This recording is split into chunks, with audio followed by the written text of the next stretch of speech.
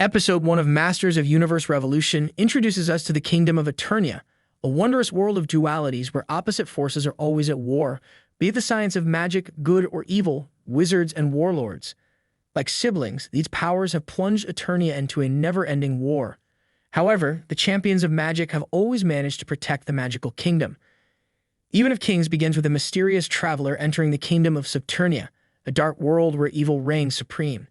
As soon as the traveler enters this underworld, he's greeted with a warning that Subternia is a dark world and one should never trust what it shows them. Scareglow, the ruler of this world, smells no fear in the stranger and asks the stranger for his name. The stranger is revealed to be Adam and Orko, who have traveled to the land of the dead to take the souls of Clampchamp and Fisto. Adam says they died as heroes, so their souls don't belong in the dark world. But where?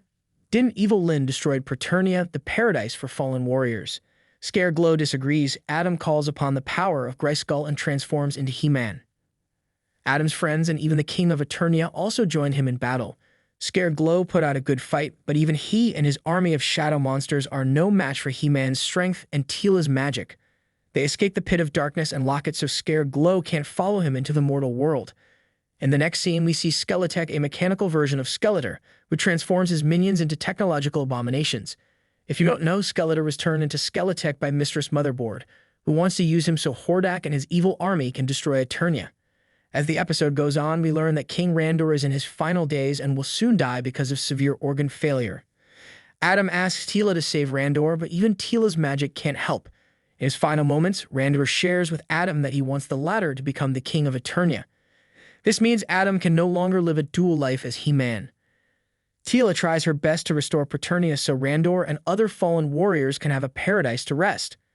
Unfortunately, Teela's magic isn't strong enough to resurrect the heavenly paradise. In a moment of desperation, Teela summons her mother, Teela, her predecessor.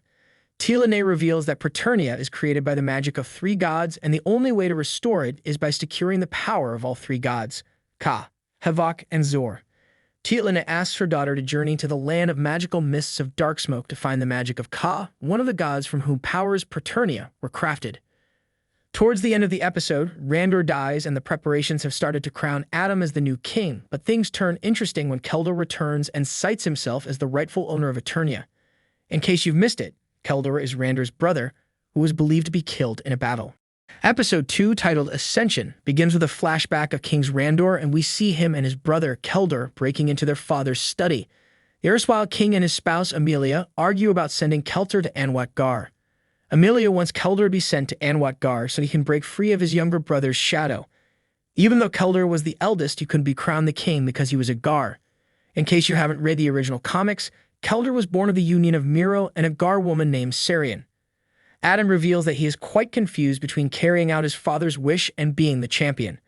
Keldor also makes it clear that he has no intention to become king, but the throne of Eternia can't be left empty for long given Adam doesn't accept to be crowned. In between their conversation, Skeletor attacks Eternia with his army. Like always, Adam calls upon the power of Grayskull and becomes He-Man. A massive battle breaks out, prompting Keldor to also chip in. However, unlike before Skeletor, now Skeletech has been given a massive overhaul thanks to Motherboard's technology. This new power allows Skeletech to control others and turn them into his mechanical slaves. However, before Adam can defeat Skeletech, the latter disappears into thin air, leaving his giant abomination to turn Eternia to dust. Moreover, Skeletech has also infected masses with some sort of technovirus. Fortunately, because of the advancements given to Man-at-Arms and others by Keldor, the kingdom is saved for a while. Adam also lends his sword to Orko, asking him to use it to cure the infected people of Eternia. This sudden attack makes Adam realize that he cannot protect Eternia as a king, but by being the champion of Grayskull. Thus, Adam trusts the crown with Keldor, and throws out the rule that restricts Keldor from becoming king.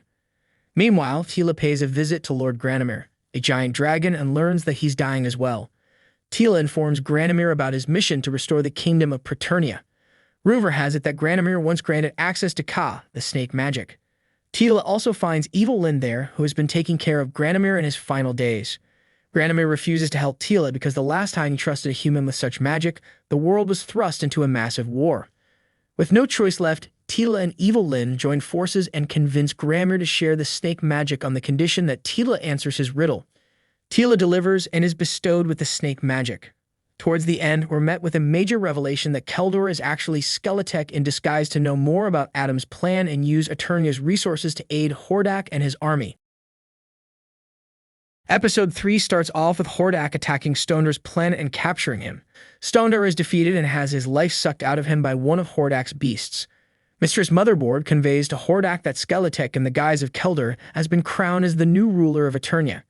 Skeletor interrupts the meeting to take credit for his work, but is instead berated by Mistress Motherboard. She makes it explicitly clear that Skeletor is just an acolyte, nothing more.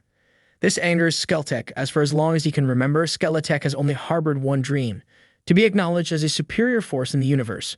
Soon after, Skeletor malfunctions and learns that he is actually Keldor, who was wrongfully banished from his kingdom. Moreover, Keldor was also denied the throne that was rightfully his. Keldor shows glimpses that back his claim that Skeletor is no interdimensional demo but Randor's brother. Meanwhile, Skeletor, disguised as Keldor, talks to his nephew Adam, blabbering the ways he has missed Eternia. Keldor continues that he has always spoken highly of Eternia, even though he spent half his life in banishment. Skeletor talks Adam into not waiting around for Skeletor to strike again and suggests taking the fight to him, but notices that Adam no longer has his mighty sword. Why? The sword is currently in possession of Orko, who, with Duncan, is on his way to find a locksmith who can help him free the people from the techno-virus. Locksmith is short in stature, but tall in talent. Wilder of Thenner refuses at first, but Duncan talks him into enhancing the power of He-Man's sword. On Keldor's suggestion, Adam travels to Snake Mountain with Cringer, his battle cat.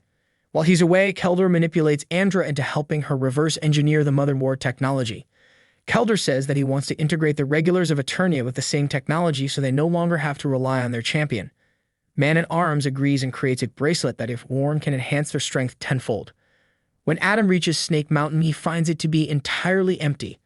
Adam also finds the crown of Eternia sitting above. Adam figures out a bit too late that this was all Skeletor's plan. Anyone who has now been integrated with Motherboard's technology is now a slave to Skeletor's will. Horde's army also infiltrates Eternia's airspace and, with Motherboard's help, takes control of the castle Grayskull, turning He-Man into Adam. As for Adam, he is captured by Horde's men after returning to the castle.